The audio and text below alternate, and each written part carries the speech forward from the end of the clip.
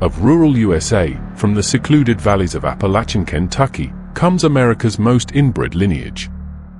Hidden away from the scrutiny of the outside world, a family existed whose bloodline became so entangled that it created one of the most disturbing genealogical records in American history. A haunting example of what happens when isolation, poverty, and a distorted sense of family loyalty combine. The Blackwood family's story begins in 1892, creating a legacy of genetic devastation. The patriarch of this troubling dynasty was Jeremiah Blackwood, born in 1872, a man whose influence would cast a shadow over 3 generations. By 1892, when our story truly begins, Jeremiah had already established himself as the undisputed authority on the family's remote homestead, nestled deep within the mountains where outsiders rarely ventured and local authorities seldom interfered. What made the Blackwood case particularly disturbing was the systematic nature with which Jeremiah, then a 30-year-old man, began to control the reproductive future of his family line, following the death of his brother Samuel in a mining accident in 1891. Not just the fact that consanguineous relationships occurred. Assuming guardianship of Samuel's 5 daughters, Mary, Elizabeth, Catherine, Hannah, and the youngest, Josephine, who was only 7 years old at the time, Jeremiah took control. It was a different time, explains Dr. Margaret Wilson, a historical anthropologist who has studied isolated communities in Appalachia for over 20 years. These mountains created not just physical barriers, but cultural islands where families developed their own codes of conduct, often disconnected from the larger society. The Blackwoods were extreme even by these standards. The first indication that something was terribly wrong came in 1900 when the eldest niece, Mary, then 18, gave birth to a son. Local midwife records, discovered decades later in a county historical archive, noted concerns about the child's father, but in the isolated community, such questions were seldom pursued. 2 years later, the second niece, Elizabeth, also bore a child, a daughter with noticeably poor health from birth. By 1906, all 4 of the adult nieces had borne children, and medical records from a traveling doctor who occasionally visited the region noted that all of these children displayed concerning physical characteristics, stunted growth, facial asymmetry, and, in 2 cases, cognitive development issues that became apparent as they aged. What we know now about genetics explains the devastating pattern seen in the Blackwood children, says Dr. James Thompson, a geneticist at the University of Kentucky. When closely related individuals have children together, recessive genetic disorders become dramatically more common. The human genome contains many harmful mutations that normally remain hidden, but consanguinity brings these mutations to the surface. The most disturbing aspect of the Blackwood story wasn't revealed until 1912 when a school teacher, Miss Eleanor Palmer, began asking questions about the unusual number of children with similar physical features and the same surname attending her one-room schoolhouse. Initially dismissed by local authorities reluctant to interfere with family matters, her concerns were persistent. She kept detailed records of her observations. The children would not speak of their home life, Miss Palmer wrote in her diary, discovered by historians in 1978, but their physical similarities were unmistakable, as were their developmental challenges. When I inquired about their parents, they would only say they lived with Uncle Jeremiah and the mothers. It would take another 3 years before outside authorities finally intervened, prompted by Miss Palmer's persistent reports to county officials. When they finally investigated the remote Blackwood property in 1915, they discovered a compound where Jeremiah had effectively created his own isolated society. By this point, he had fathered at least 12 children with his nieces, creating a genetic nightmare that would affect generations to come. Check if you're already subscribed to this channel. You won't find these untold histories of America's darkest family secrets anywhere else. These are the stories mainstream history books have deliberately erased from our collective memory. Situated in a remote hollow accessible only by a narrow dirt path that became nearly impassable during the winter months, the Blackwood compound, as investigators would later describe it, was the family home. The family subsisted through a combination of hunting, small-scale farming, and occasional work. Jeremiah would take at distant logging operations, leaving the women and children alone for weeks at a time. What authorities discovered in 1915 was a household structure that defied conventional family arrangements. The 4 adult nieces, Mary, Elizabeth, Catherine, and Hannah, each occupied separate cabins clustered around a central larger structure where Jeremiah lived. The youngest niece, Josephine, now 31, lived in Jeremiah's cabin. Between them, they had produced 17 children, all fathered by Jeremiah, creating a family tree that folded back upon itself in a genetically disastrous pattern. Dr. Wilson explains, the Blackwood case represents an extreme example of what anthropologists call endogamy, marriage within a specific group. But this went beyond even the isolated mountain community's occasional cousin marriages. This was a deliberate attempt by one man to create his own lineage. The children born of these unions suffered the predictable consequences of close genetic relationships. Of the 17 children documented in 1915, 3 had died in infancy. Among the survivors, investigators noted that 12 displayed visible physical abnormalities, including facial asymmetry, unusually small heads, malformed limbs, and poor muscle tone.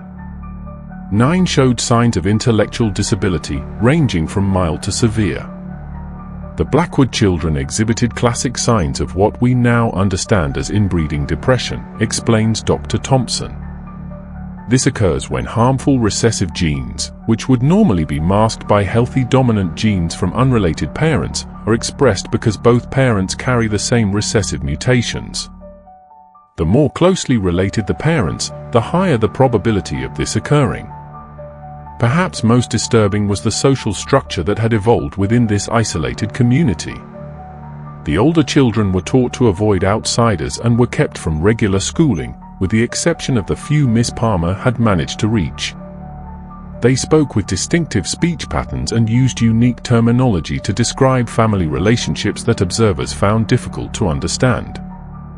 County records indicate that when authorities attempted to intervene, they faced not only Jeremiah's hostile resistance but also the reluctance of the adult women to leave the compound. Years of isolation and control had created a distorted sense of normalcy within the family system.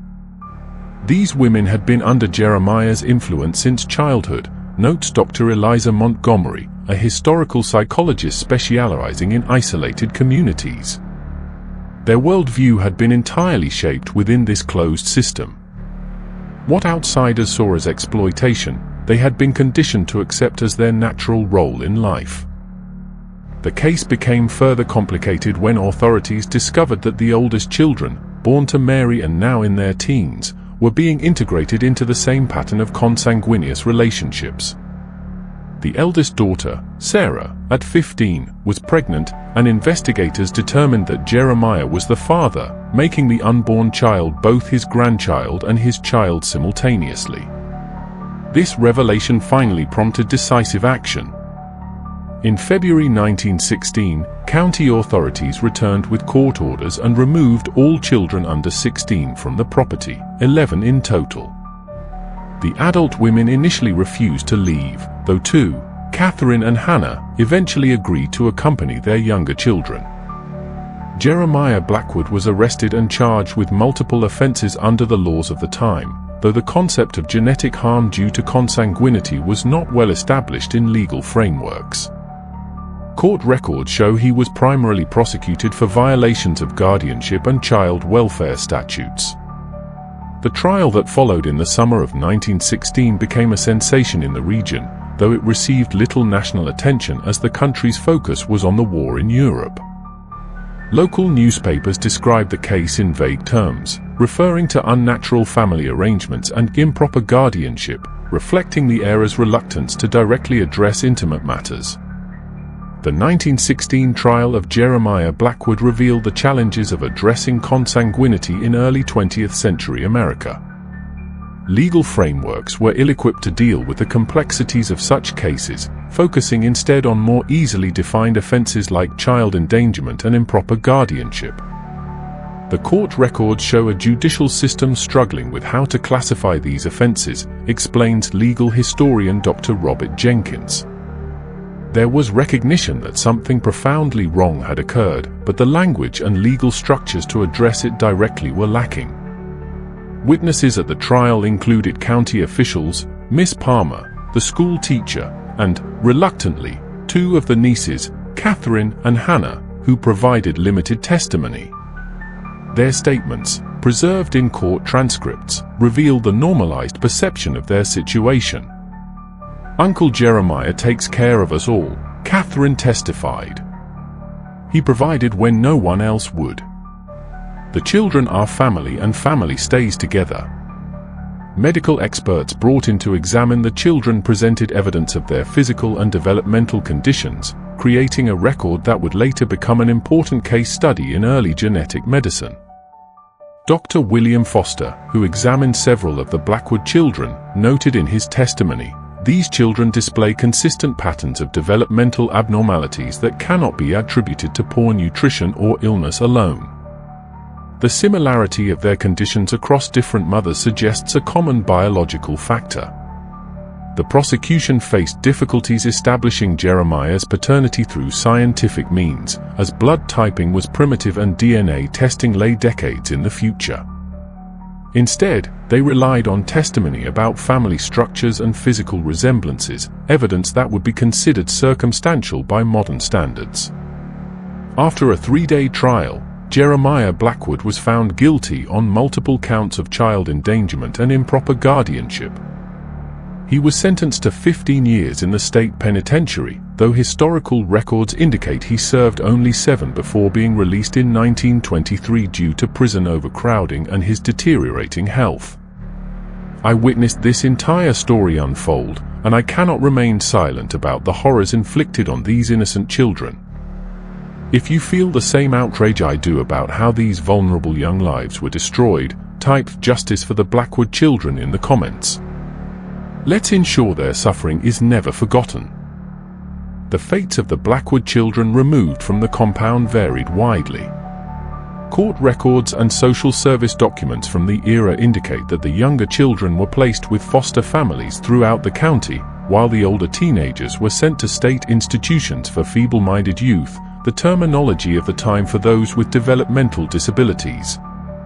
The foster placement of these children was complicated by their special needs and the stigma attached to their origins, explains Dr. Montgomery.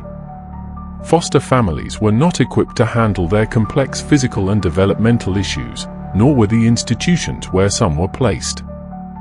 This was long before appropriate educational and therapeutic approaches had been developed.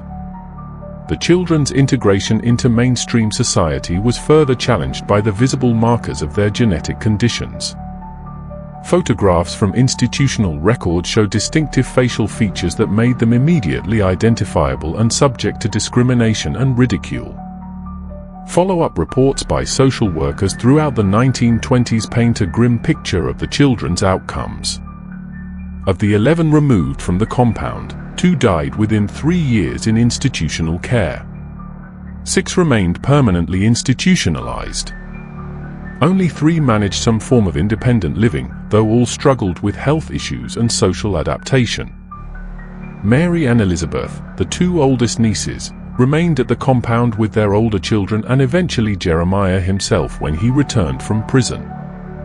Josephine disappeared from records after 1918, with local rumors suggesting she fled to a distant city, though no confirmation of her fate has ever been found.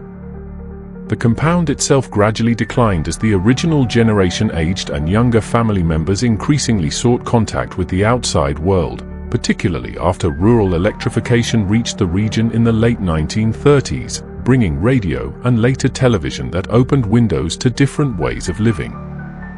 The genetic legacy of the Blackwood family extended far beyond the immediate children removed in 1916.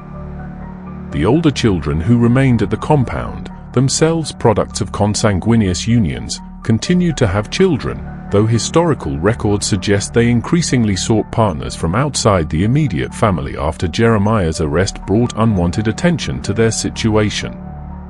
What makes the Blackwood case so significant from a genetic perspective is that we can trace the effects of consanguinity across multiple generations, explains Dr. Thompson.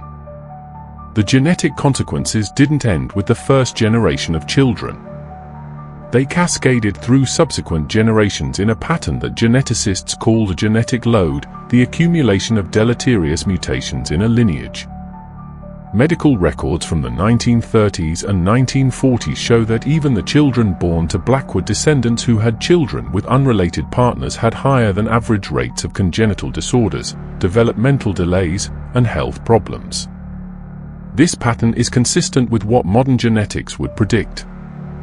The effects of severe inbreeding can take several generations of outbreeding to dilute. By the 1950s, the Blackwood name had become so stigmatized in the region that many descendants changed their surnames. Local historian Martha Jenkins, who grew up in the county in the 1950s, recalls, "There was a saying, when I was a child, crooked as a Blackwood. People would use it to describe anything misshapen or not right. Most didn't even know the origin of the expression, but it persisted for decades."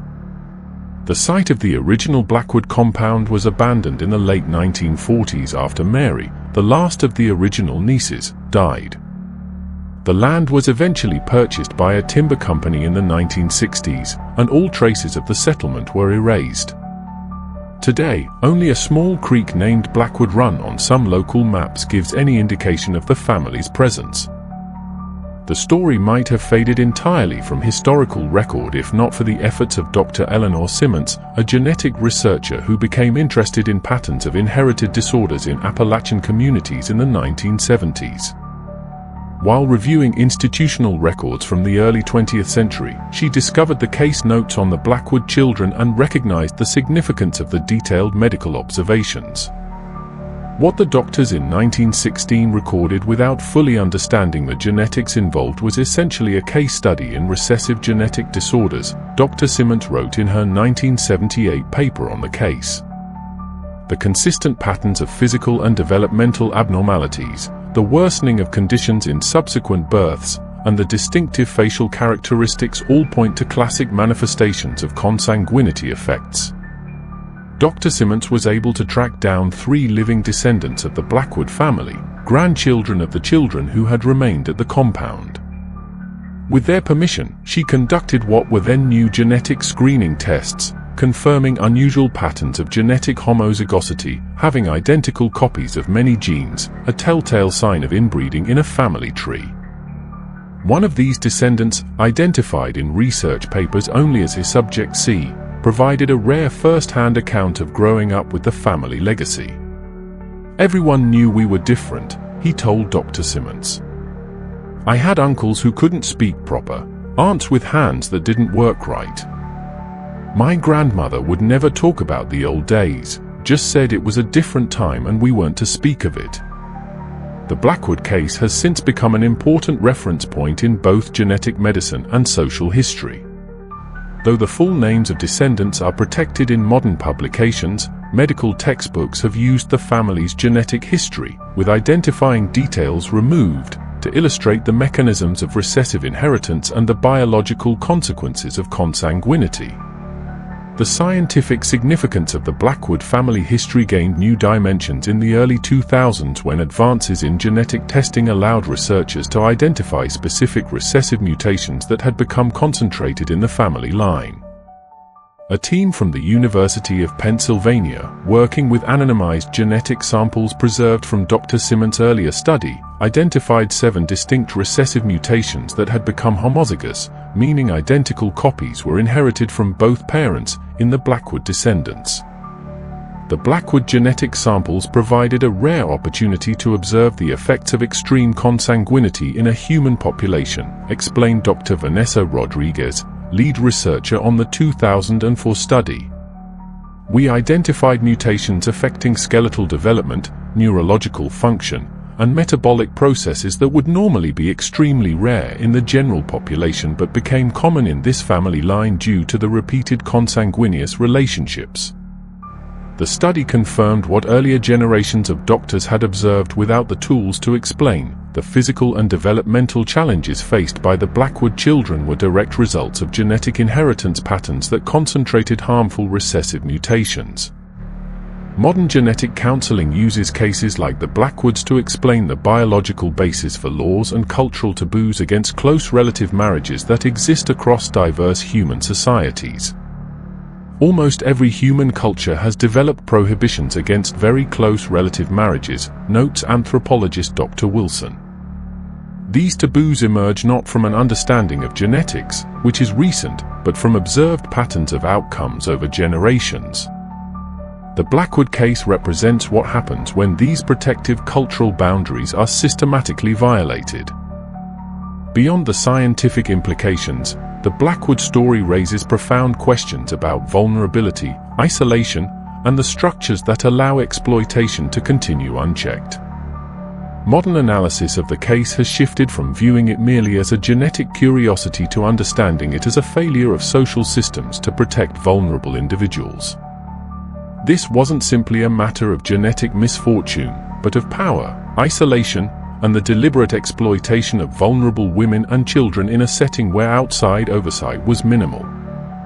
The legal response to such cases has evolved significantly since 1916. Modern laws against consanguinity are more clearly defined, and child protection systems are designed to intervene earlier and more effectively. Nevertheless, isolated cases continue to emerge, particularly in extremely remote or closed communities. In 2008, a distant Blackwood descendant, the great-great-granddaughter of Catherine, came forward after reading about her family's history in a medical journal. Choosing to remain anonymous in public but sharing her story with researchers, she described the long shadow the family history had cast. Growing up, we knew something was different about our family history, but it was never discussed directly, she recounted. There were whispers, sudden silences when children entered rooms. I had health problems doctors couldn't explain until I learned about my great-grandmother and the genetic legacy I carried. Understanding finally gave me a chance to make informed decisions about my own life. The Blackwood case remains a powerful example of how isolation, both geographic and social, can create conditions where exploitation flourishes and harmful practices continue across generations. It underscores the importance of education, community connections, and systems of oversight that protect the most vulnerable.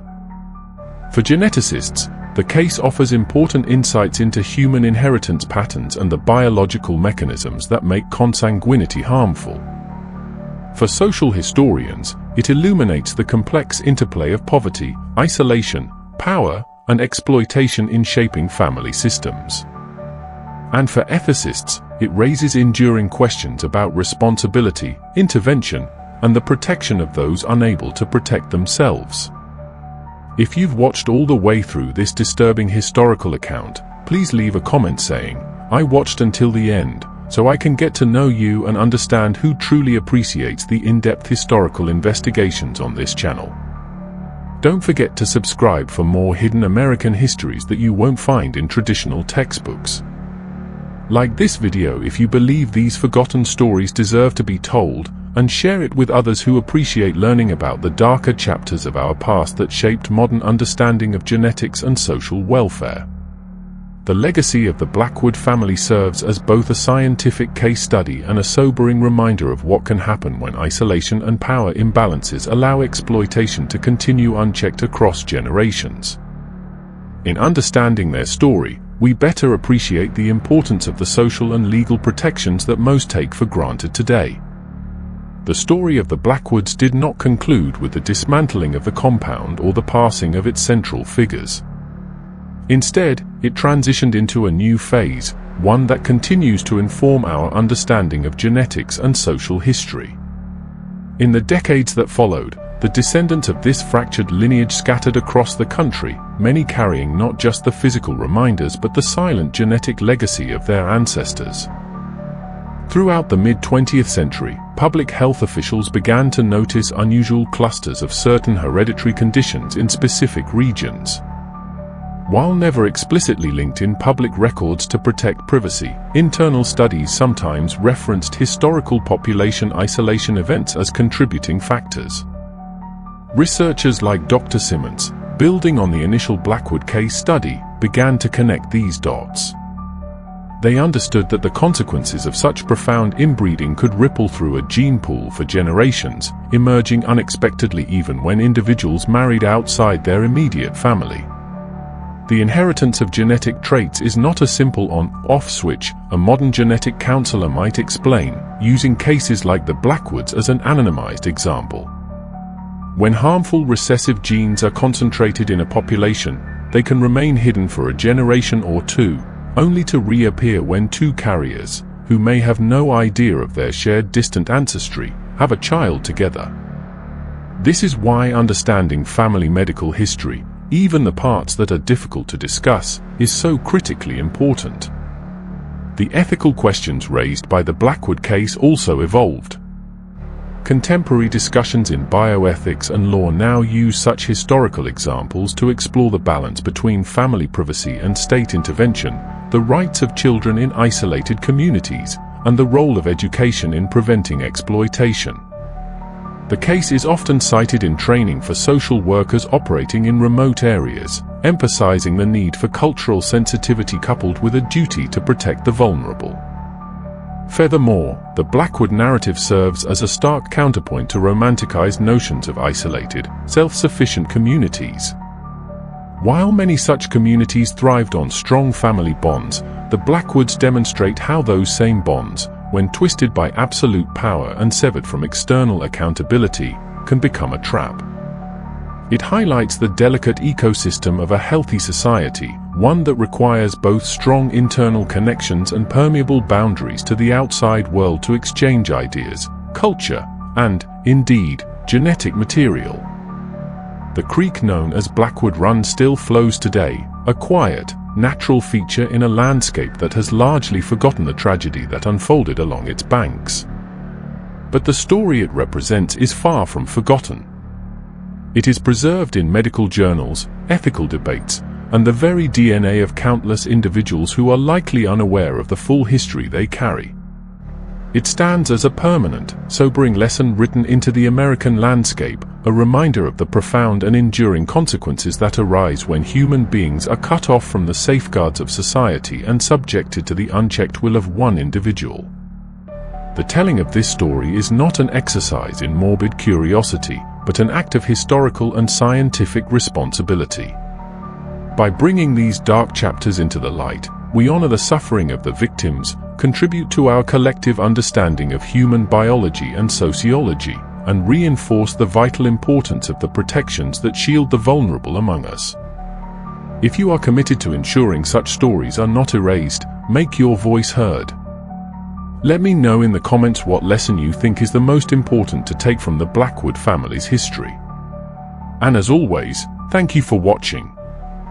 Remember to subscribe for more investigations into the forgotten corners of our past.